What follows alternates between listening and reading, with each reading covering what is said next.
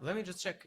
Does my You can add does slightly my more does the gain. picture look good? Yeah, and Okay. slightly more gain, just a bit. Oh, wait, I'm already at max. Let me turn up the microphone input here in Zoom. Or let me just get this a little closer. Mm-hmm. I'm again in my living room, Yeah. not in my teaching room. Is that better? Okay. Yeah, way Yeah, better. nice. Man, nice to All see you right. again, bro. Yeah. Cool. Wait, last thing. Should I leave the lamp up in the back It's okay, or bro. should I turn it off? Let me check. Just try. But in any case, it's good. Is that better or worse? Um, What do you think? actually, it was better with a lamp, I guess. Yeah. Okay. Let's do with lamp. Uh-huh. All right. It's good to see you again, Cool. Alex. How are you? Oh, bro, fine, but the allergy season Same sucks. for me. Yeah. Yeah. I also. So do you take anything? Is there something that helps you? You know what? It's like every single year the same, and I'm like, I'm just gonna wait. But Yeah. this time I was like, holy crap, I need to do something. And I was trying some medication, but Yeah. I don't think it's cool for me. So I need to find, I guess, the right one. And it's Have always you like thought that. about, I mean, for a lot of allergies, you can go through, what's it called? Sensibilization, something like that. I don't recall how it's called in English. I don't know how it's called in Well, German.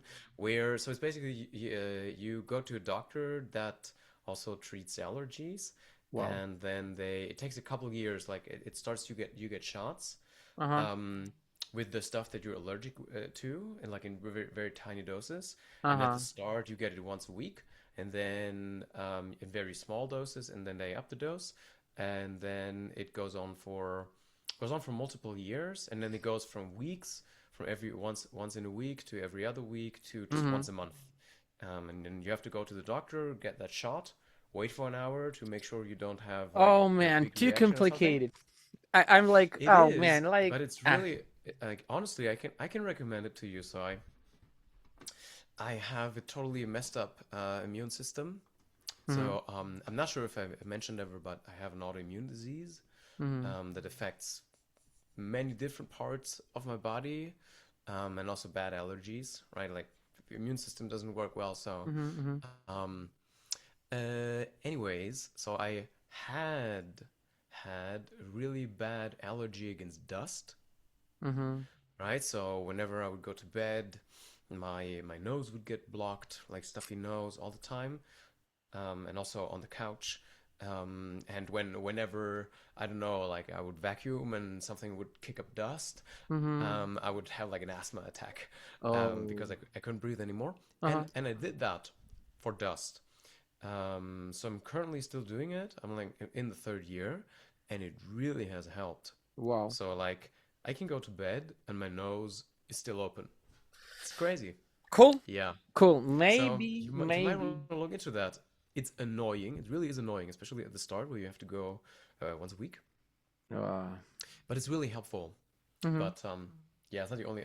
Also allergic to the everything that flies around in the air outside. So I feel yeah, and it's heavy for Mm-hmm. singers, right? Bro, that's You feel crazy. like you're kind of hoarse all the time, and your voice behaves weird. Kind of swollen. Yeah, And like, and the weird thing is like, you're like, like my system check every single morning. Like the first thing I'm doing, like waking up yeah. and like, okay, fry and Mm. release intimate voces, super thin folds and like Yeah. compression can. If it's I'm like, okay, Oh here we shit. go Yeah. again. So I need to warm Yeah. up more. And Yeah. it's weird because sometimes it feels like I literally feel like the folds are swollen, Hmm.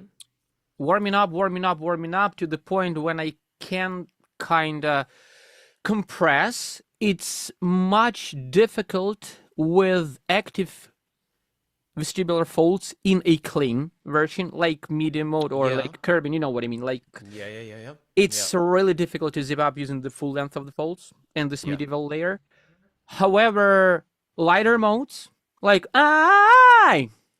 when you're like compressing like that, works well. That's why basically, that's really important in my method. All the modes should be learned by singers, no matter they're singing really light stuff or heavier stuff, because sometimes we need to replace the modes. If something's wrong here and you need to sing live, you need to replace. But sometimes it's really weird because it feels like swollen, and I'm like teaching, and it's like, and I like hold on to say, and like once in the sudden, it's like, bam, everything is okay. And I like, but it was like 3-4 hours. It feels really weird, but at bam, and at like 2-3 hours of teaching, everything is okay. And then just 5 minutes, and it's like, again. So it's like you're taking the breath, somewhere, you know, something coming in from the like outside, from the trees or something like that, and you're immediately feeling like, and here, and like the nasal pharynx area falling. You're like, okay, shit, again. What's really important is no matter if it's allergies or if it's something else. I mean, there are also a lot of medications, right, that can make your voice drier. Or is that when your voice behaves, like reacts weirdly, or a lot of people have reflux, right? Acid reflux. That's your voice. Is that when your voice reacts weirdly, but you're familiar with your voice and confident in your technique, is that you don't freak out that your voice now behaves differently than normal, or that some stuff doesn't work as well. Because that's something that's really difficult for me, is that whenever I have a bad voice day due to whatever, I have a hard time not having that affect how I use my voice, right? So that's because then there can be a vicious cycle, right? You have bad allergies, your voice feels terrible, and you think, oh, okay, so maybe I'll be a bit quieter, or maybe I should use a little less metal.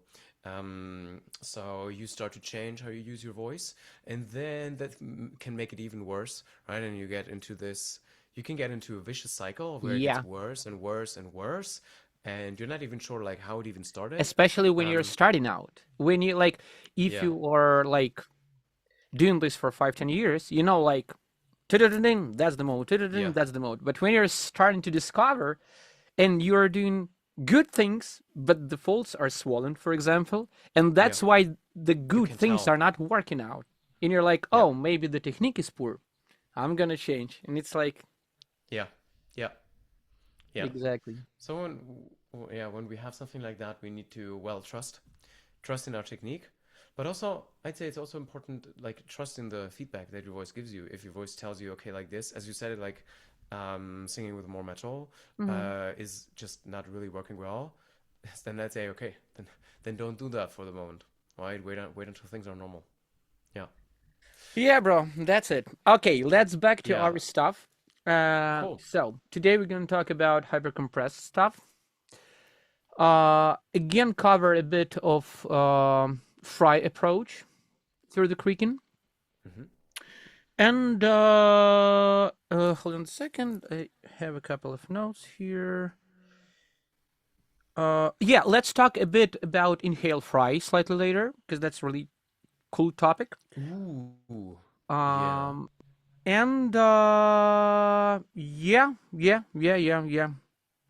and about the structures you're involved into a screening process, except vestibular folds like carotenoids, the corniculate, and cuneiforms, and epiglottic folds also, in the more like hybrid things. Okay. Let's sort things out at first. There's also something that I want to ask you about. Is what's your that is mixed voice, and what's your approach to teaching this to people? What are steps that you go through there? But if you want to, we can start off with hypercompressed phrasings first. No, I'm gonna answer this. First of all, I don't kind of like the term mixed voice. The idea is cool, but overall, I find people who are like only starting out to sing, and they're like, "Oh, I want to sing with the mix, and they're trying to search, something like a ghost, something really weird, and which doesn't exist actually. Yeah. So my goal, first of all, is to navigate the student of singing that, first of all, we need to understand that basically mixed voice is full voice. Like there is no breaks, skips, and flips. Except this, we have three main gears in adjustments right here. And also we can treat this like a triangle. So in the center you have your sound. From the one hand, you have your vowel shaping, how you're shaping the vowel. From the other hand, you have your resonance. And again, that's kind of old school sympathetic vibration thing. I'm more towards the M0, M1, M2, M3 vibratory mechanisms. But however, I find that chest sympathetic vibration, head sympathetic vibration, and like pharynx and nasal pharynx and mask sympathetic vibrations, they're helpful. And they can be good indicators. Exactly. And as for me, as I was starting out, it was really helpful. So I knew where I am, like using this gearbox. So basically you have vowels, you have resonance, and you have what do you feel exactly interestingly here. The vocal folds pattern adjustments. How you are compressing, how you are adducting. Yeah. And okay, so basically, first of all, what I'm doing, like I'm using disconnected idea of, let's call it that, like falsetto or head voice. So you're taking more legit or operatic head voice, which is he or who. Closed vowels. Closed vowels equals like higher frequencies. And we are vocalizing with this closed vowels, but the goal is, I told you before that for me, that's the difference between falsetto. Falsetto is more abducted, hooty sound within the head resonance. Head voice, it's more towards cleaner, non-breathy tone.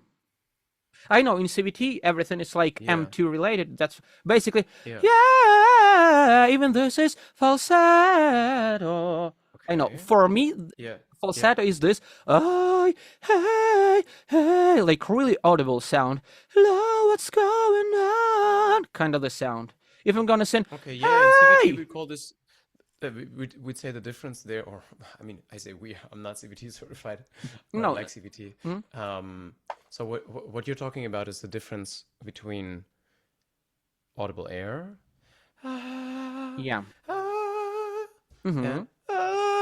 Exactly. No audible air. Exactly. So audible air would mean for you falsetto. Yep. And no audible air would mean for you head voice. That's one thing, except this. If you are flipping, usually you're flipping into falsetto, uncontrolled. If you're controlled, you can make this like non-breathy.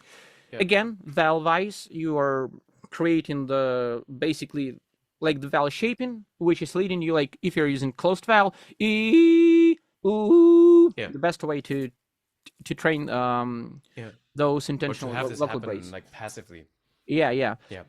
So again, first of all, closed vowels, non-breathy tone. For that, fry and release attack, really cool.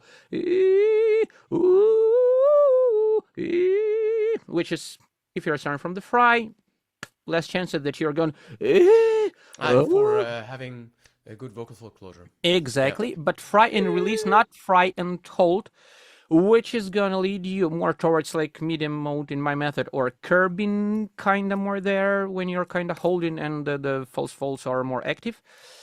Yeah. Yeah, so we are vocalizing.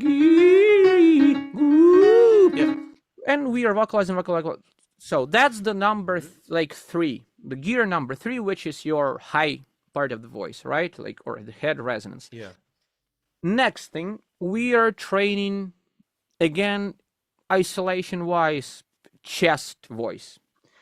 So we are taking average light mode or neutral, let's say. Yeah. Hey, there is no click or hold or like too much compression going on. The folds are thicker and they are vibrating.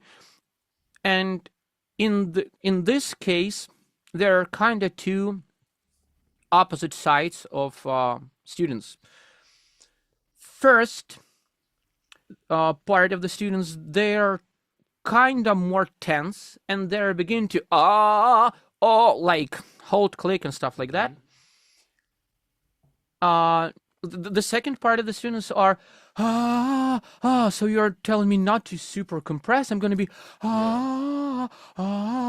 So to find the middle ground, really cool, like a false H. So you're making the h, not ha, but h, hey, ha ha ha ha ha sound. Hey, ha, ha, So hey. using the h, you should be non-breathy, but not tense.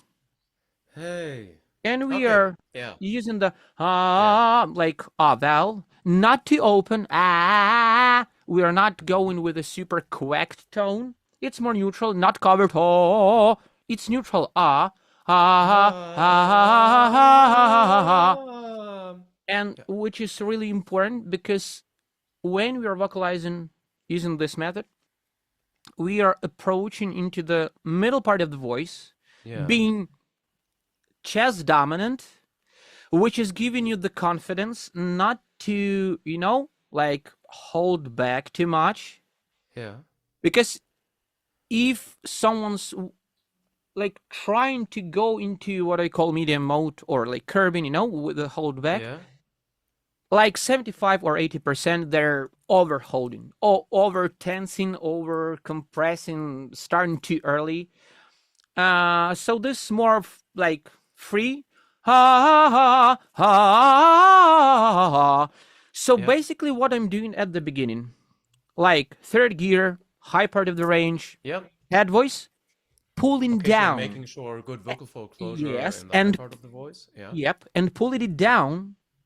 So middle part of the voice is kind of pulled down head. So we're going, it's kind of stupid. It's like C4, but I'm already, it's kind of too low for the head. Okay, so you're making it so, I'm picking your brain, okay? So you're making it so that, so coming from the top, it has multiple purposes, right? On the one hand, we want to make sure, can we even get the vocal folds to close at a fast pace? Yep. Okay, so vocal folds close more often, that means higher pitch. So we start with falsetto and then make sure we have good vocal fold closure. Exactly. If we don't have good vocal fold closure, it's much harder to connect this. And then you're working from both ends, right? So you're going down with one, you're going up with the other, and with the other, so that's what I'm thinking is happening, is you want to avoid not just them holding, okay, so they don't accidentally slip into curbing. Yep. But you also want to avoid them being too metallic. Exactly. Avoid them being metallic. So no metals are not but right? Actually, this is slightly more difficult for them at the beginning. I find that not metallic, you mean? Yeah. But so you can be like from the one hand, but again depends on the background. If someone is singing for years and has too much strain in the, but he can produce the sound, So maybe the idea of going ah will put him not into the sound, but into ah, because it's like 2 steps further. When he's if he's like all only like that, when he's thinking about probably he's gonna go because he's using to. You mean like thinking one step lower intensity than what actually comes out. Exactly. And completely the same in opposite side. When someone is kind of like that, probably I will put him into a more raised larynx position, more damp soft palate, more open front vowel, and more call shout quality, more thicker. I mean from the lower part, from kind of more beltier. I see. Yeah, sorry. Yeah. Or overdrive in CVT. But again, when you get to the center, so like maybe C4 or maybe F. So maybe F. Can I guess what happens? Or do you practice, or what? One thing I would do, and what I think is quite important, is to be able to switch between falsetto or head voice and gradually increase density. Exactly. Yeah, so something like 100%. Like messa di voce approach, basically. Yeah. And what is really tricky, again, a couple of words about what I'm doing, like pulling the head voice down. Yeah. Pushing the chest voice up a bit, so the middle ground is becoming, you know what I mean? Kind of multi-layered, the foundation. Yeah. So there is no reaching too much. Yeah. There is no pulling down too much. Like low head voice, upper chest voice. And what is really important, the control of the larynx, that's completely another topic, because like, okay, you have different larynx position in the lower part. Yes, okay, that's raised. That's more dopey lower larynx. That's neutral. That's okay. But when you are ascending, everything is breaking apart. So basically, really cool idea is, like I said before, to add some density, is to lower the larynx not too much, but just a bit, which will give you the connection in a light mode. For example, hey, what's going on? Basically, that's like super isolated. I can't connect it. I can connect, but it's completely different from.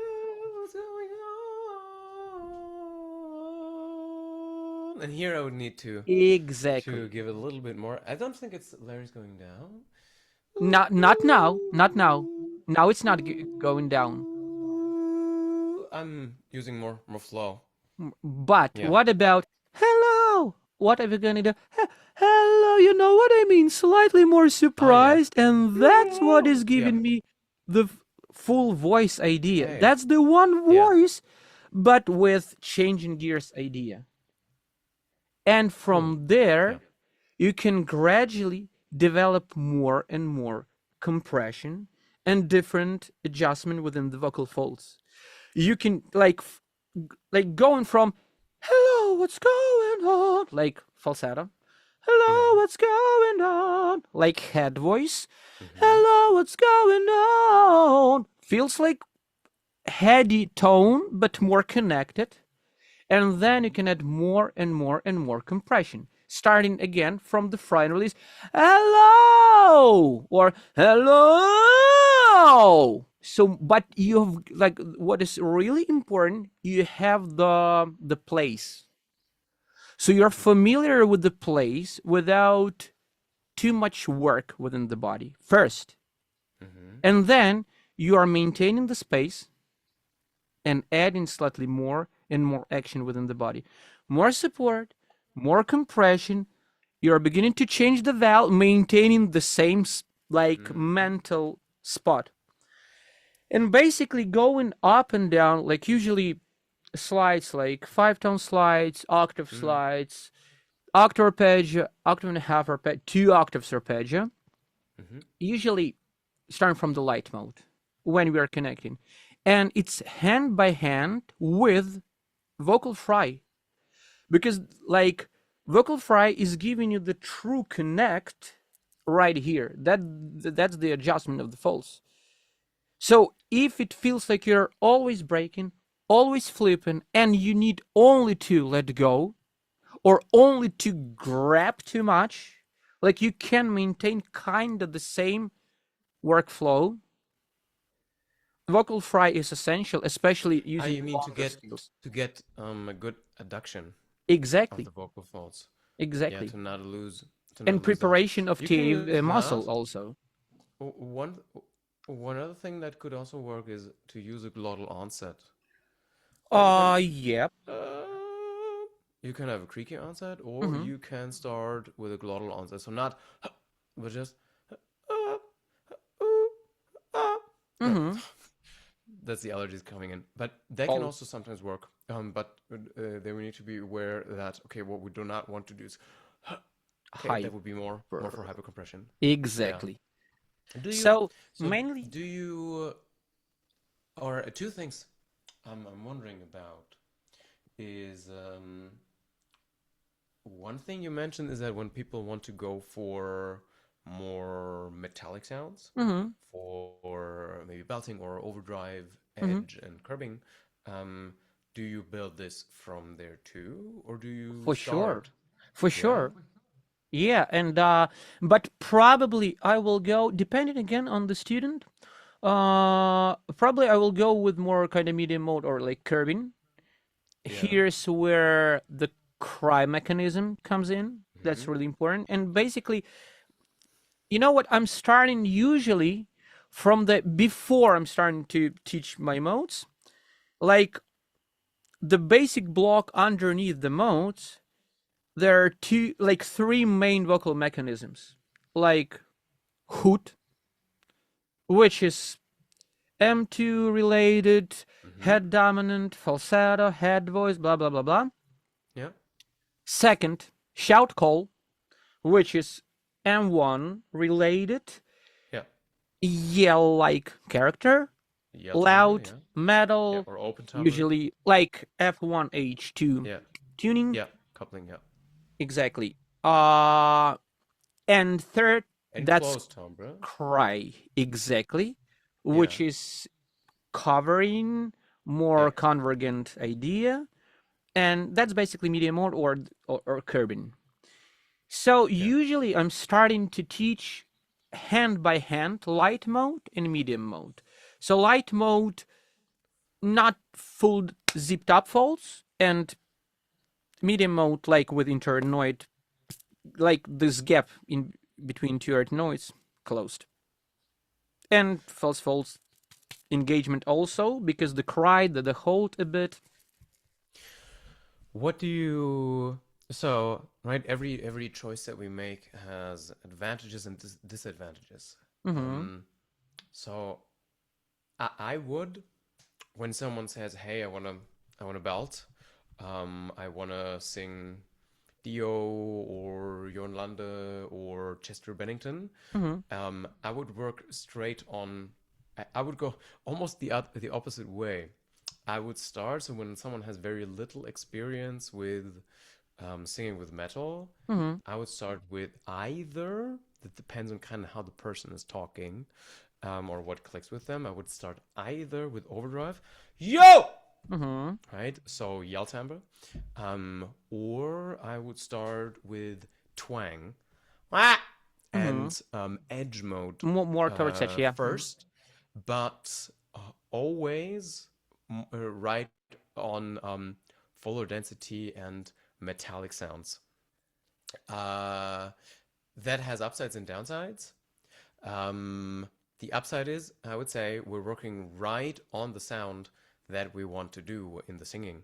So be in higher volumes, sing with a lot of metal, and it's also a different way of singing, in the sense that when I use your terms, so mode 1 and 2, if I understand it correctly, hoot and cry, these are more a little more delicate and a Yep. little more about fine control.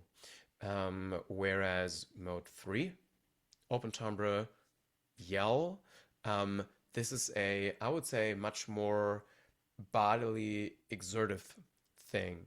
Command, we want to be And loud. We want our primitive voice in to, a good way. yes, and more primal. Yeah. Yes, absolutely. I mean, all the sounds are primal, right? Hooting, woohoo, Yeah. right, is primal. Crying is primal, and hey, all of these are primal. But it's a much more big gestures. I want to be big. I want to be heard. I want my voice to project. And I give control away in the sense of I'm not being so. We, of course, to be really good at this, we must still have fine control. But for, let's say, for someone who has sung jazz all their life, or for someone who has learned to avoid metal, so maybe I'm thinking classically trained soprano, alto, where metal is undesirable, and they have learned kind of whoop always, more. yes, exactly, whoop or F1, hoop, H1. all the time, and using this coupling, avoiding metal all the time. It's a very different mode, or especially for a jazz singer who. Yep.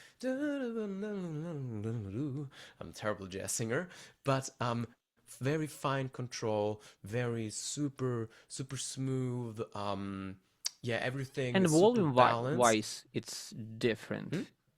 Volume wise, it's the volume Totally, is yes. completely different. This is low energy, low volume, extremely controlled. Yeah. Whereas, Mm-hmm. that is big energy out. I also let go, at least if I want to unfurl the full metallic sound. May I So ask I'd say something? the upside, I'd say, hey, 1 second. I'd say the upside of doing this way is if we want to get good at the thing, we have to be in the thing. And if we want to sing with metal, if we want to do sounds that are very loud and bold, then we need to learn how to use metal safely. And for this, I think good choices are practicing yell timbre and practicing a high twang, and experiencing the loud volume and oomph of the things firsthand.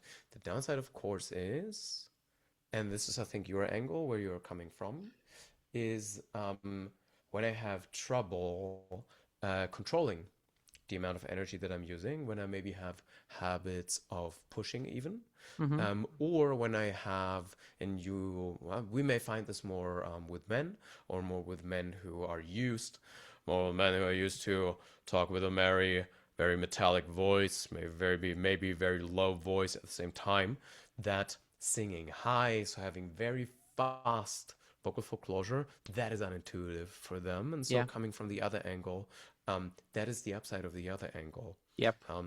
Always. What was that? What you wanted to Exactly. ask? I want to ask if someone's want to sing up to G sharp for A4, I guess that's the perfect idea to go from yell timbre and stuff like that. But if someone's want to sing more towards heavy metal from 80s, F5. exactly. Yes, you're right. You know what I mean? So yes, I totally. think you need to reconfigure if we are going from CVT approach, like overdrive into edge crossing. Yeah. Or like that's why like head and stuff like that. Like if you And don't we have feel to work that, on reduced density, cry, sensations of hold for curbing, and losing. I think this is what you mentioned earlier, right? Letting go of metal, and losing a little bit of density, so we have a bit more mobility. Yes. Yeah. Cool. Okay, so everything. I mean, the annoying part sometimes, maybe it's from the listener perspective, is when you ask someone who may have knowledge about a specific topic, and when people are humble about that, the answer, you can ask them whatever, and the answer very often is, it depends, right? It Yeah. depends. Yeah. What would you do? Is that the right thing? Oh, it depends. So it's the same thing. It depends, right, on what kind of person we have in front of us, what are their habits, and yeah, what are their problems, and of course, like, what are their goals, right? Where do you wanna go? But you know what? Okay. It's Yeah. really like this idea and misconception of loud sounds are bad and gonna lead you to a vocal injury and stuff like that. And it's like the most bad thing which has been speculated over the years Mm. in the Mm. like Yeah. vocal pedagogy, you know what I mean? Yeah. Yeah. Rather than, like, in my opinion, even if someone is singing jazz, more lounge sound music, still I'm working with the belting Yeah. modes just in the purpose of balance of the whole instrument. Mm. Not been here, not been here. That's the balance. It's just like the Broadway belters. They're belting all the time, and Yeah. then practice rooms, they're vocalizing with falsetto to reduce the strain, stuff like that. So it's always balancing. It's just Okay. like if Yeah, you're I like gonna this. sing only like Yeah. that, oh, Yeah. it's like it's not harmful, kinda, Yeah. but it's Yeah. gonna lead you to the problem because you're like rebalancing all the voice completely. Can I talk about upsides and downsides Yep. there too? Because this approach has upsides and downsides too, or we need to know some limits. And that is that I totally agree that when we practice one thing, it's good, or we should also practice, let's say, the opposite. Mhm. Okay, so that has many advantages. So of course, as you mentioned, it's a whole instrument, and we want to be able to use all of it. And the second thing is also, if we don't use it, we lose it. Okay, Yeah. so if we were good at it at one time and we stopped doing it at all, then we may even lose total access over it, um, or just get progressively worse in that thing. Mhm. And of course, it makes you more flexible with the what sound do you want to do. And the last upside, it helps you grasp the new thing better, right? If you can relate the new thing that you've just learned to the thing, the opposite of that thing that maybe is already familiar and Yep. may help you find that thing again. So very often when we practice vocal effects, we practice the same thing without the effect, then with the effect, without the Yeah. effect. Yeah. Yeah. Right? Things like that. But I think that is not to be confused that if you want to be very, very good at one thing, you need to do mainly that thing. Okay, you can be, so let's say you want to be very, very good at hypercompressed fry screams, and you want to be able to get them out 100% right all of the time, then you need to dedicate yourself to this. Correct. And all the people that, when we think of the singers that we really like, I would be willing to bet that all of them are known for one, maybe two sounds, where they really excelled at these two Except sounds. Mike Patton. Yeah. But this guy is insane. and so of course there's always like really freaks of nature or like super masters, but most of the vocalists that, like, when students come to you and say, hey, I want to sing, Yeah. I don't know, Dio, or I want to sing, or I don't know, Lorna Shore or whatever, they have this vocalist that they really like, and that vocalist usually is very good at that sound that they are doing, often much better Yeah. than us. Yeah. And I remember, and the thing is, if you practice too many different things, you lose focus, and you have to dedicate yourself to the basics of one thing if you want to be really a master or extremely good at that one thing. I remember, are you familiar with Jorn Lande? For sure. Ark is Yeah, my one of okay. the favorite band. Like, Mine too, a total fanboy. I recall reading in an interview that he mentioned he changed how he sings, Right, his earlier records, the Arc stuff and the more progressive metal stuff, and Beyond Twilight, Remember, yeah. he was much more diverse in the sounds that he did. He also sang a little higher, right, like going F sharp 5 and this. And he was switching between singing with a lot of distortion, like the typical Jorn sound he's known for, but also singing a lot lighter, right? Also singing a lot lighter, falsetto-y, and switching back and forth between these things. So when we listen to the Arc, Burn in the Sun, and also the Beyond Twilight album, he is showing a lot more sounds than what he did later with like late Master Plan and and Duke Jorn solo stuff and solo, yeah. Yeah, and I read in an interview that he said that he used to do a lot of different things, and that made it that live he often lost his voice, or it got a little hoarse, or had subpar performances. Not often, but sometimes. And he said that he thinks it was because he did too many different things in live. And I can relate to that, because when you switch between different things live fast, it's very easy for you to confuse what you need to do now, especially if you really switch, if you switch between extremes, or if you switch between things that are close but not the same thing. So for the really distorted belting, you need lots of support energy, high twang, high volume, and a little bit of firmness in the abs to get the distortion going. Now, if you use this high energy for the more delicate mode 1 singing, you're gonna push, and it's gonna become uncomfortable. And this is, I think, the problems that he had is when you have to switch fast. When you have to switch fast between things that are close but still different, that can throw off your muscle memory.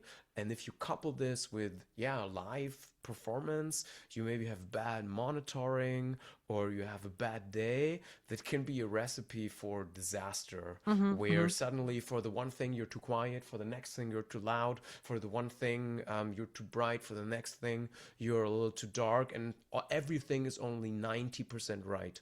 If it's only 90% right, by the end of the show, you will have worn out your voice. And he said he then committed to one sound and doing basically that sound all the time, or like just things that are close to the sound, and basically just that. And ever since then, his performances got better. And much more consistent, because it's only one thing you have to warm up for, one thing you have to find and be able to reliably do live, and not 5. What do you think about that? It's really funny. I remember first time I heard Jørn Lande, I was like, is that David Coverdale singing? Who's that? And that, no, it's not. Who's that? So in common with David Coverdale, and he used to sing in a Whitesnake cover band. Cool. There's even still some live clips of that. It's really I heard cool. him doing cover of, I guess, Burn, The Purple, maybe Mistreated, some David's tunes. Yeah, for sure. You can check out. I'll send you. I'll send you There's a whole set. There's a whole set of it. Wow. Which year? I'll send it to you, or let me post it here in the chat. You can watch later on now. Cool. Here. Thanks. Yeah. Great. Okay. What do you think about warm up routine? And I will explain you why I'm asking, because I was so confused after conversation with Alessandro Del Vecchio. You know this guy? Okay. No, amazing. He's a really great keyboard player and amazing singer. He was working with Hardline. Yeah. And also with who else? Like I saw him live. And with a bunch with many of, different bands, exactly, right? with Jorn Lande, with Russell Allen from Symphonix, with Glenn Hughes, with you name it, Tony Hernell. Like the list goes on and on. And I will explain later why I'm asking. Okay, so warm up. I think a warm up has or can have different purposes. Okay, so the one purpose a warm up can have and is it can get. So one thing that I don't believe is that you have to warm up your body in the same way that like a pro athlete is warming up, right? Like you are about to do very, I don't know, extremely strenuous activities, and thus you need to get the blood flowing and you need to prepare your muscles. And I don't think that the voice is like that. Of course, when you sing, when you do really high belting, or also when you use hypercompression, it is very strenuous, and it is bodily work, but not in the degree of pro athlete or heavy weightlifting or something like this. And so it's not really a sense of I need to prepare my muscles. What I would say it is I find singing is about executing motor patterns. Okay, so like I always like to compare it with writing. Okay, so when you write something, you can only write fluently because you've practiced it for tens of thousands of hours. Yeah, motor skills. And singing is very similar to this. So the purpose of a warm-up, or one purpose of warming up, is that you remind yourself how each individual letter goes. Okay, let me find, where is that? Oh, no, I did that wrong. Let me find that again. And when you warm up for a show or for a recording, you should warm up into the sounds and get closer and closer to the final sound you want to do. Okay, that does not mean that if you're gonna sing some Jorn Lande, that the first warm-up sound you're gonna do is a D5 with distortion and overdrive. That doesn't mean that, but it means that maybe you start at a D4 and then you work your way up, then you find some distortion, right? And even before that, you maybe do some light stuff, some finding just cues for finding twang, checking out your range. Are your vocal folds a little swollen? Maybe even. Okay, these find a little bit of a connection to your voice, right? That is the other purpose. Okay, checking out how's my voice doing right now, what's my connection and access to my voice, and then finding the sounds that you want to do directly afterwards. And there's a fourth purpose, and that purpose is getting your voice. That's kind of not really a warm-up like pre-show, but that's a warm-up a couple hours before, is to like maybe right after getting up. It's very similar to what you mentioned, or actually what you mentioned. So right after getting up, or maybe an hour after getting up, so many hours before the show, you start to sing light, easy stuff, develop a connection or reconnect with your voice, do stuff you're familiar with that is easy. And that is I think that has a psychological effect. Confidence, right? You get in touch with your voice. You develop a feeling for how is my voice today? Okay, do I need to maybe nebulize a little bit, right? Because my voice is like super dried out. I had tons of reflux during the night. Or do I have a really good day with my voice, right? Develop a connection with your voice, and also, right, getting into the right motor patterns. There, I also think with the warming up hours before, this is also a little bit about getting the blood flowing, right? Getting all the mucous membranes nice and lubricated. Telling your body, hey, in a couple hours from now, I'm gonna demand some stuff from you. Okay. So yeah, four purposes I think are listed. Okay. And connection to your voice. So access to your voice, connection, awareness, practicing or not really practicing. For practice, it's too late. But getting back into the sounds that you want to be able to do afterwards, or that you need to do afterwards. Priming your mind and your body for a later intense singing session. Yeah, these I would say are the purposes of warming up. Agree. But you know what? As for me, usually I see and I hear, like everyone's different. Someone is turned on like that. Like 5 minutes, he's ready to go. I'm really slow engaged guy. I'm doing all those stuff for years, but even today, when I like taking my time, I'm relaxed, I'm doing the like bam, bam, bam, step by step, feeling good, bam, I'm ready to go. Sometimes I don't have this time, and every single time I'm not warmed up the way I want, or I need to walk the dog, or something is happening, or like can do a lesson right now because I'm like right before the studio. I need like, okay, let's do it. Man, like I can do those things, but it's like twice harder, twice pushier. It's not, especially if you know that you need just a bit of that to create the sound.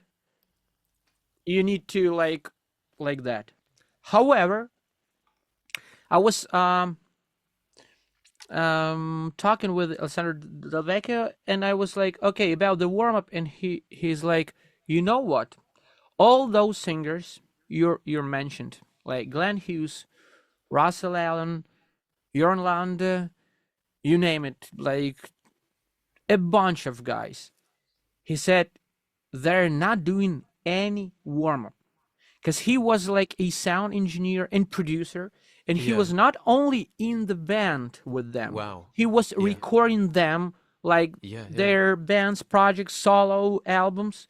And he was like, I was confused at the beginning, but then I saw this tendency. For example, and I was like, okay, maybe if we are talking about guys like Dave Gahan, for example, or, you know, the guys who are singing more relaxed, not super high, more towards speech-like tone, like, why do we need to warm up this, you know, quality we are using in our day speech-like tone?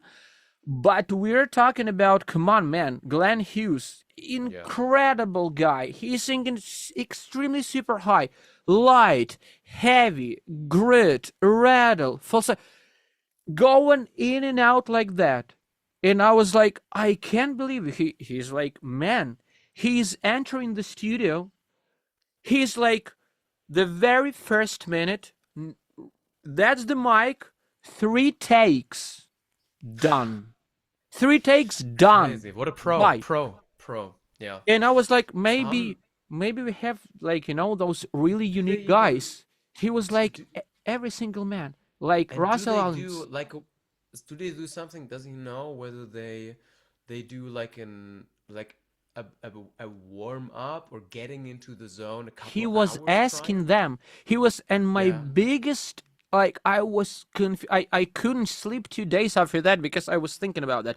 He was telling me, you know what, Ronnie James Dio, and I was like, what? He was like, I was monitor engineer like 1996, I guess, or so, Monsters Frog. Yeah. And he was watching Dio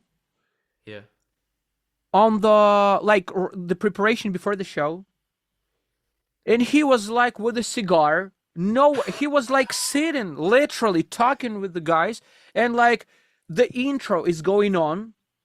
Ronnie James Dio is like almost 30 seconds of intro. Like everybody's on the stage. He's sitting still there. and like he's going like throwing out the cigar, and like and it's, you know, it's not like the song you're starting lower gradually. It's like, you know, like B flat 4, bam, here go. And after the show, he was asking Ron James Dio, he was like, "Are you warming up?" He's like, "Never ever." Why? I heard this story about what was the name of the singer of Disturbed? I forgot it. Do you know? David Draymond. Yeah, I don't know. I don't know. Yeah, yeah. But anyway, it was he was asked about warming up, and I think it was an interview. I read that, and I think he said he warmed up, and then he oh my God, I hope I don't get this wrong, but he had a show where Dio was present as well, and he warmed up, and Dio came by, and let's say like, okay, this is me recalling what I once read in an interview, so don't be angry with me if I get it wrong. But I think he said Dio came up to him and said, if you have to warm up, you ain't got it, or something like this. Right? Yeah, If maybe. you have to warm up, you can't do it, right? Or it's like, And I heard another story. Joe Elliott from Def Leppard, the same thing. Joe Elliott was warming up. Dio said, "What the fuck are you doing? Like warming up the voice? Like forget, bro. Just like going on stage, bam, you're there." And Alessandro Del Vecchio was asking Ron James Dio about how you are approaching the sound, and he was like, "Dude, I know exactly the sound quality I should be in. I don't need to like warm up to find it. balance my instrument to go there, because I Yeah. know right from the beginning where I should be." That's the sound, yeah.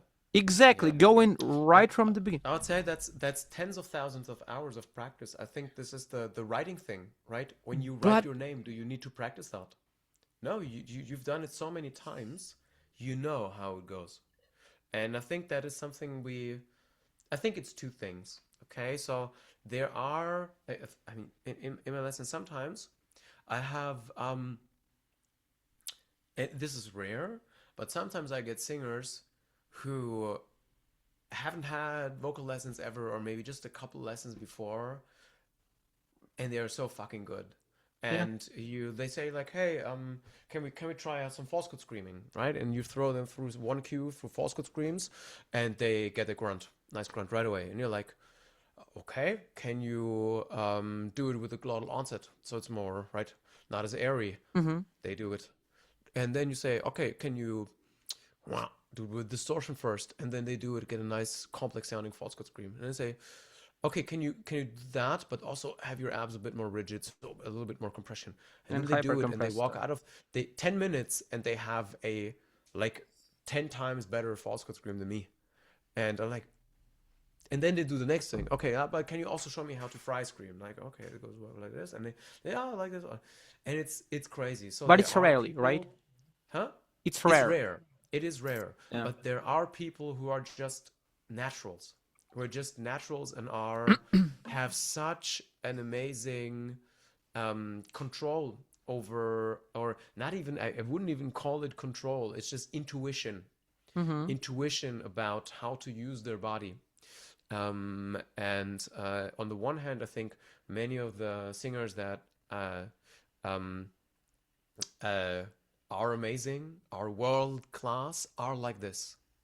And then the second thing is that we all have sounds that we have better access to, or that come easy to us, that might be very hard for someone else. And I think there's also this pre-selection going on, in the sense that, so let's say I'm a very naturally talented, talented singer, and I might have incredible talent for this one sound, okay, for singing in exactly this way. And throughout my own practice, I notice, hey, this sound sounds good, and I'm really good at doing that. So I'll do that. Okay, that comes really natural to me. I'm very good at that. I'll just stick with this. I'm not trying to sound in any other way. That's my sound. And this, so saying, hey, this comes natural to me, that's what I'll practice and be good at. Okay. In conjunction with having really a lot of talent and at just great voice control or voice intuition, this then makes them known for this sound and for being extremely good at that, and for them not having really to warm up because it's something natural to them, in the way that speaking is very natural to us, or writing our name has become very natural to us. Writing our name is, by the way, is a cultural skill. This is not something natural to people. It's learned.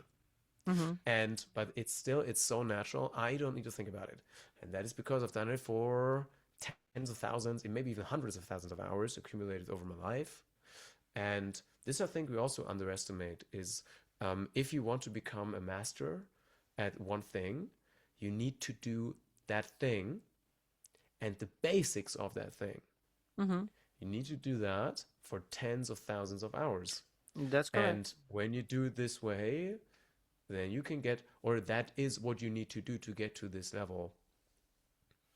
Yeah. Interesting. Bro, do you have more time to dig into more our thing? I'm getting exhausted, but not because of you. Thanks. Just sorry. Just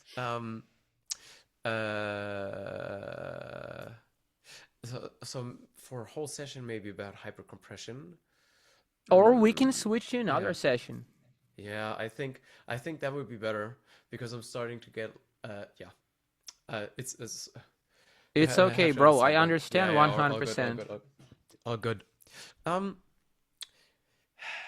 With the warming up thing, that also one thing that really reminds me is when a couple of years ago, so like around 2020, I was really obsessed with Jorn and with Dio, and I would have this practice regimen of singing along to a Dio live album.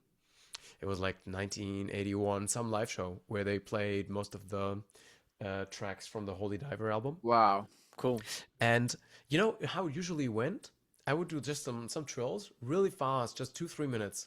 Okay. And then I would do, whoa, one of that, right? And then I would hit play, get in the zone, and just start with the first track. And the first track was, it was like Rainbow in the Dark? No, it was not Rainbow. Like they came later.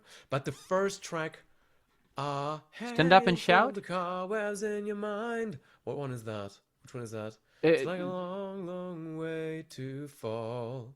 No one ever told you love is kind. You know which one it is, right? I have to. I know what you're Shame on talking me about. that I don't even know that by heart. I'm so sorry. Wait, let me check that out. Cry your Anyways, heart out or something like that, no? No. Wait, let me check it. It was Eat your heart out, no? Straight to the Heart.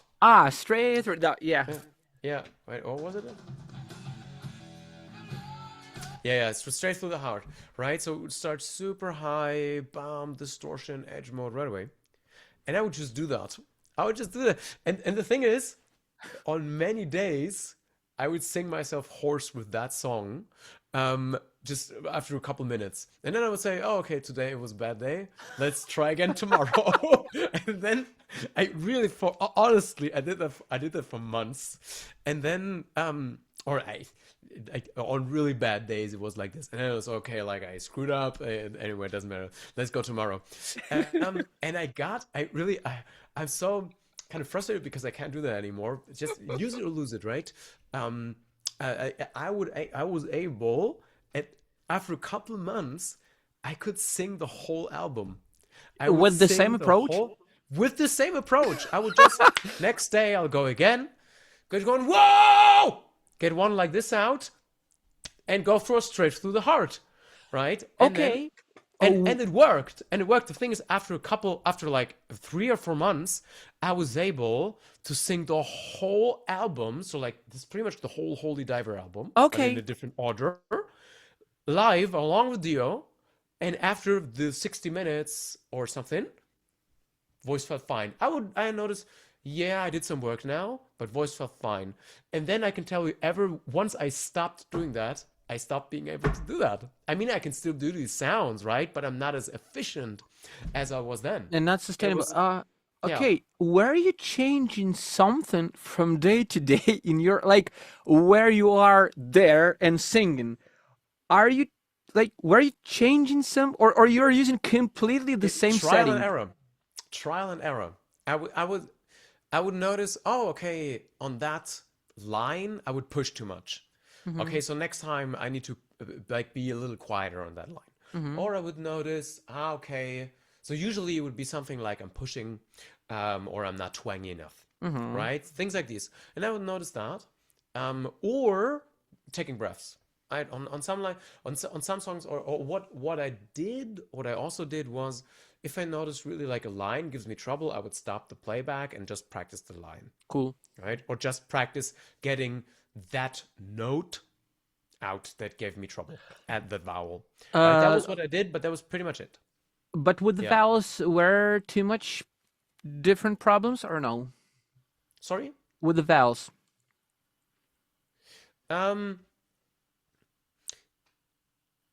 Or if you were twanging really cool, everything was automatically. I had, or what was difficult for me was curbing. Like right, more, like doing closed vowels in pretty high. Yeah. I think that was difficult for me. And the other thing that was difficult for me was high twang. And I think what came more easy to me was getting distortion. Okay. But being very, very twangy and keeping the high amount of twang, that was also difficult for me. So it was an interplay of sometimes I would be a little too loud. Sometimes I would not have enough hold for curbing. And sometimes I would not have enough twang. And I think all these three things, but through imitating Dio and through just doing the songs,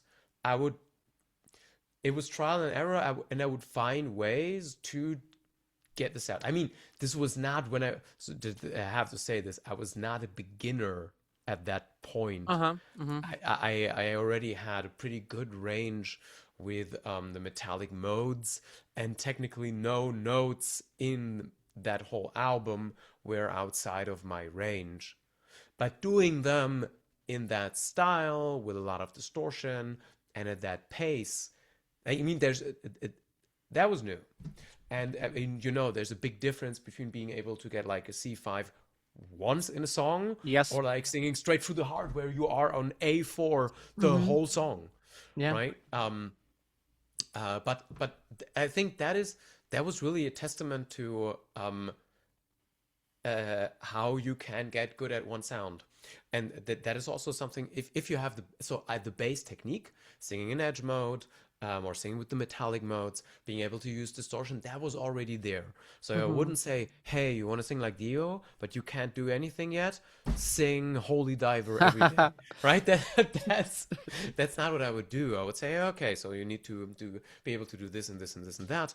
But for the last, or from going from kind of skill point 7 out of 10 to 10, if you want to say, if you say, hey, I can already sing, I can already belt pretty well, I can already use distortion pretty well, but I don't sound like Dio yet. If that is where you are, then I would say you gotta sing Dio every day. Listen to Dio and sing Dio. Okay, that's what you need to do there. And again, like more athletic way, like you said, like 1 month, 2 months, and you're there. Then not singing this time, you're beginning to, like lose it. Totally. And I gotta be honest, if I were to put on that album now after 3 songs, likely I would say, I need a breather, or did some things wrong here and there. Yeah. Cool. Okay, bro. Again, thanks for your time. Gonna post it. That's cool. We were talking about mixed voice, and that's cool because we were talking about mostly about clean voice approach. One thing, sorry, Alex. One thing I just forgot. Is at the start you mentioned. So in your method, you have like these 3 cornerstones.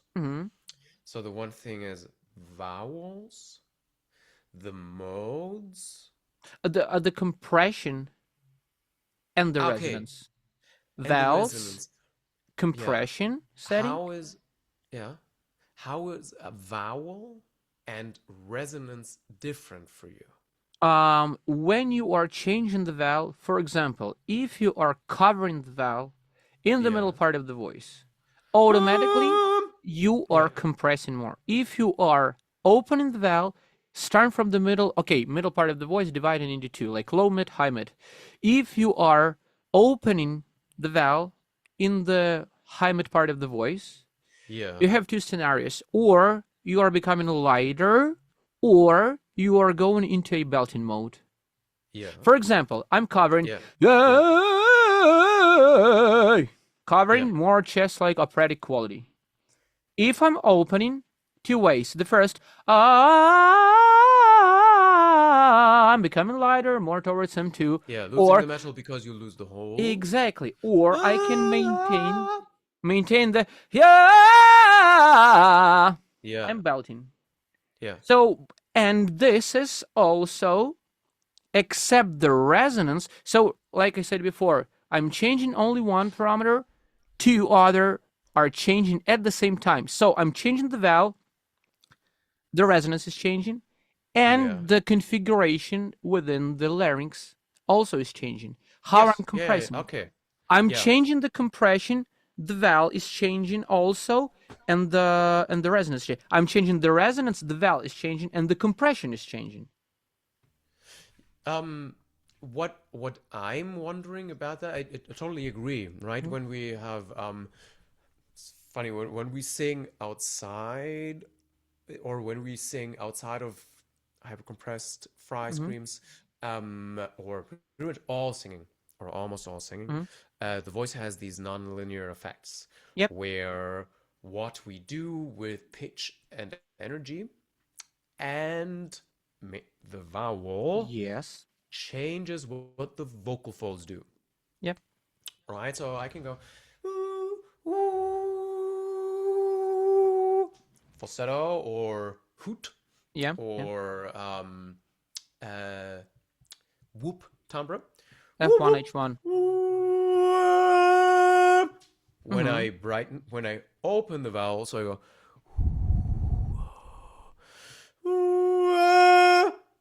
my voice suddenly loses the falsetto quality, and I have a closed timbre. But it's not really because I'm thinking, okay, let's go from falsetto to closed timbre, but it's happening passively because I am opening up the vowel a little to go into closed timbre. Now, if I open up even more, I am in yell timbre. And of course, in conjunction, I need to raise energy or provide more support energy. If I don't do that, then my voice might creak, or crack. That's what we need to destabilize for the creaking, by the way. But what I'm, or where I think your definition of resonance is a little different from, let's say, how Bozeman uses it, is I think Bozeman would say resonance and vowel are the same thing. Yeah, because it's like a quarter tone resonator in this idea, from the vocal folds to the lips, and how you are tuning the vocal tract, you're tuning the resonance. Yeah, but except this idea, basically, from this perspective, the really cool thing is to ask yourself, where is the hump of the tongue? Where are you placing the hump of the tongue? Like darker, brighter, lighter, stronger, stiffer, looser. But actually, again, I'm more gravitating towards vibratory mechanism idea of registration. But however, the sympathetic vibrations thing, like old school chest, head, and pharynx, actually, even for me, is like really helpful. For example, I do feel like really, literally, Totally. I feel it here. Yeah. To go higher, I literally letting go this, and I'm feeling more like mask area and like pharynx, back part of the throat. I literally feel the sound here. Yes. The higher I go, the same, like, and it's really important even for the screaming. If I'm go like it, I do feel like I'm not I do feel if I need to scream higher, the same pattern vibrating here. If I need lower, like I do feel this elevator. But I tell you, someone doesn't feel. When I feel like, let's work on the head voice, and you know, those guys who are literally, they just can't make ooh even. They're like, ooh, oh, like, are you kidding me? Ooh. Okay, put your hands here, just feel the sound. He's like, somehow like 30 minutes of experimenting, and he's like, ooh. I'm like, here you go. And he's like, but I don't feel it here. I'm like, are you kidding me? No. Yeah, I know that too. But I do feel. Lots of people feel it this way, but not everyone feels it this way. And I would say sometimes cues like this. So let's say you have a sound like that, and you want that to be more chesty, and you say, "Can you feel it more in your chest?" Mm-hmm. And then they do that. But this doesn't. I mean, this is for every cue, right? Doesn't work on every person. And I would say that the sensation is a result of you doing the right thing. And the sensation, so it's the other way around. Yeah. For a lot of people. Like you said before, the glass of water and the truck. Remember this? Yes. That's perfect. My voice is not literally in my chest, and the resonance of the chest is not making my voice bigger. But it's because I'm doing the thing, like I sing low and with flow phonation, so strong fundamental. Yeah. Because of that, I feel my voice vibrating. And what's also important to note there is that not all sensations are possible with everything. So when I go higher, it doesn't matter if I keep a lot of metal and I keep full density. At some point, this chest feeling will wane. And that is not, it will go away. Especially with the pressed phonation, right? Yeah, and that is not because I did it wrong. Yeah. And I can't get my belt chestier by introducing more chest vibration. But these are proprioceptive sensations that happen because we do the right thing. It's really, and sometimes we can use these as cues, but as you said, they don't work for everyone. Yeah. And we can, so if I understand correctly, you have vowel and resonance split. Yes, because resonance definitely. for you is related also to where do I feel my voice.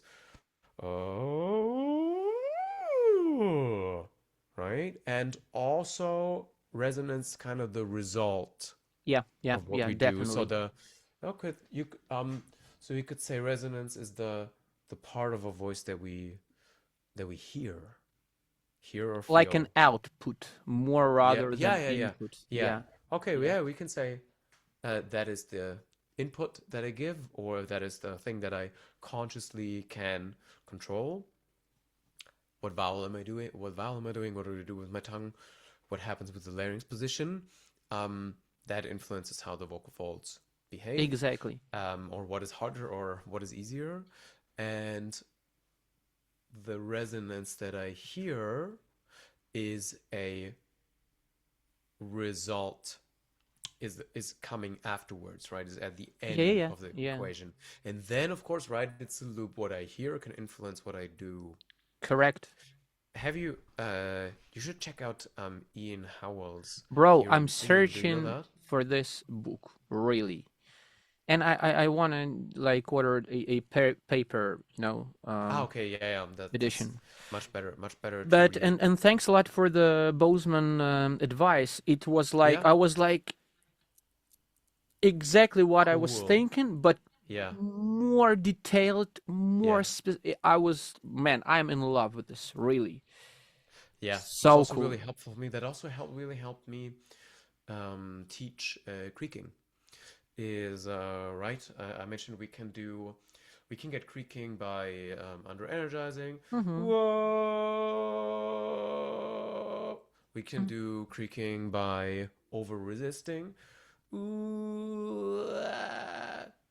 can also get creaking by going in between these stable resonance strategies. Yeah. So we can find something that is, we can do a closed timbre, where we can make it too bright without it fully flipping over into open timbre, and without giving more support for the open timbre to be fully stable.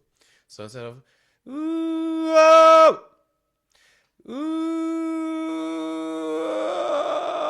middle ground. That, yes. Yeah. And we can create unstable points through acoustics. That is also really cool. Yeah. That like that's amazing, really. And you know what, again, about like chest sympathetic vibrations, head sympathetic vibrations, and like mask, pharynx, like middle voice vibration, right? Because for those who are not familiar what the formant is, what the harmonic is, what the fundamental frequencies, like if you're trying to describe like, okay, narrowing here, more open here, narrowing here, and narrowing here, like you're trying to deliver the idea that higher frequencies, smaller spaces, lower frequency, big. It's too complicated for, you know, the guy from the street. So it can be overkill. Exactly. But if he can feel a bit of vibration here or here, that's the really cool starting point you can start from. And then incrementally, like today we are talking only about the formants. The formants are the spaces. That's all. Just try to sleep with this idea. Spaces. Okay. Then harmonics are the overtones, the frequency. Okay. Then frequencies or harmonics or overtones are vibrating within those spaces or formants. Okay. Because if you're gonna straight from the beginning, like, okay, that's the formant. It's like, what? When you have, so let's say you have someone, you want to get someone to get close timbre, right? Many ways to skin a cat, and you don't need to tell them, okay, can you do that vowel, but then retract your tongue a little bit, or can you now raise your larynx, or can you drop your raise your larynx, raise your larynx or lower your larynx or whatever. As you said, like doing micromanagement, that would be too advanced, but sometimes it's just enough. Okay, can you do yay, but be a little darker, and boom, we're in close timbre. That might already be enough, or the other way around. Okay, can you make it brighter, or can you make it more open? And then for making it more open, they could open up the mouth, or they could use a bigger tongue, or they could raise their larynx a little bit. And so that it doesn't need to be that complicated, but but it really helps listening and to understand why some sounds work this way. And we can either use acoustics to help us get sounds out that are efficient. We can use acoustics to help destabilize things, to find creaking or grunt for fry or falsetto screams. And we can also use acoustics to understand, hey, why is that or this particular thing not working? Okay, what can we do to make it work? Okay, so either we need to raise a formant or we need to lower a formant to match a specific harmonic. But this we don't need to say this close, right? This could be overkill. We could just say, okay. But we know this, so we are asking someone to do manipulation with really simple cues, knowing all the background behind why you should do this. For example, just like use your heavier tone with closed mouth. Here you go. And you have this like a pocket. That's one of the that's number one for me.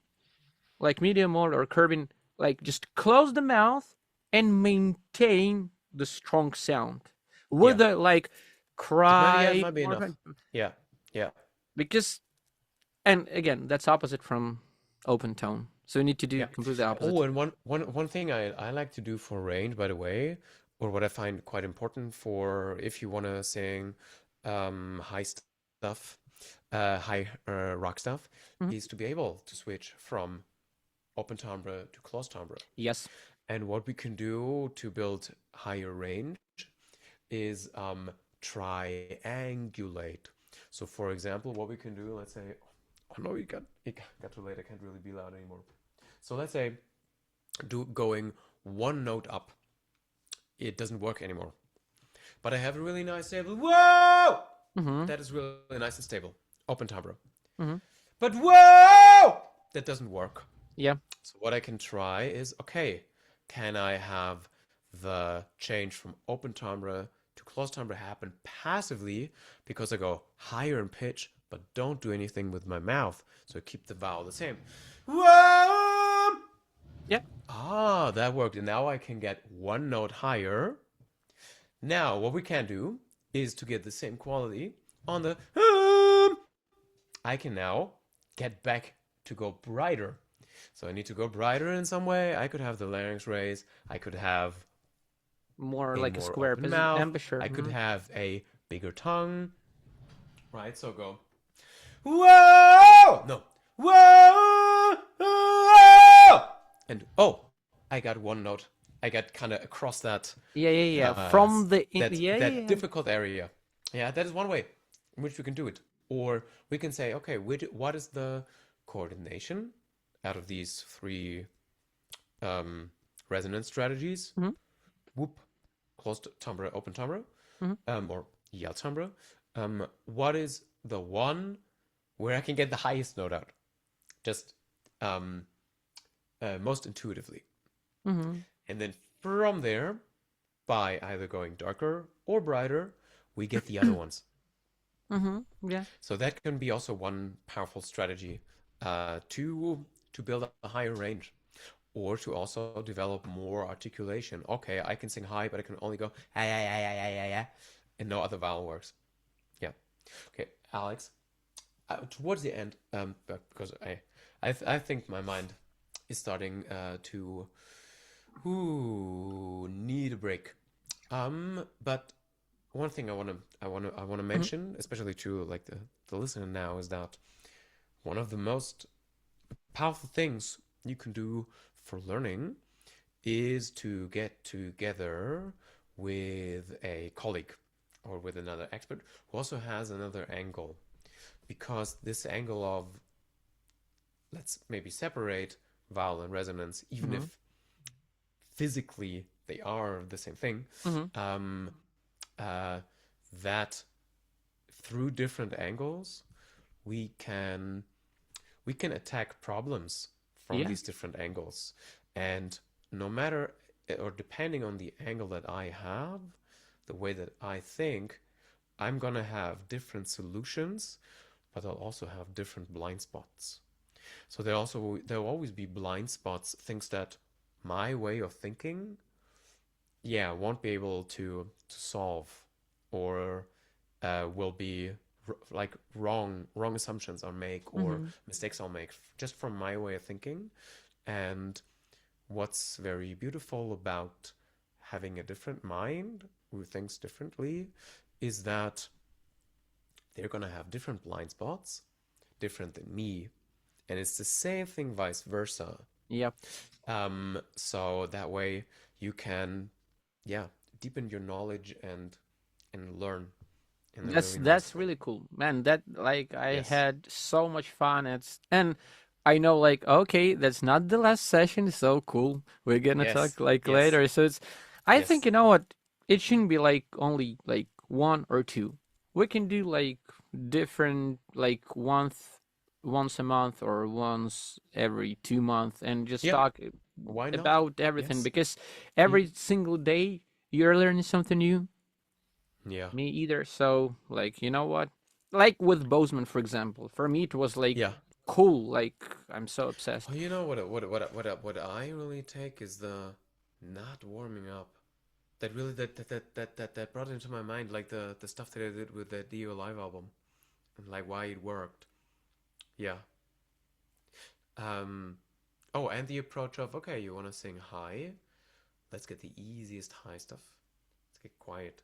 And tackling the what is difficult for that person, or what can that person do? Let's do the opposite, right? Yeah. So that person is someone who sings or speaks with a lot of metal, has trouble going reduced density, has trouble letting go of the metal. Yeah.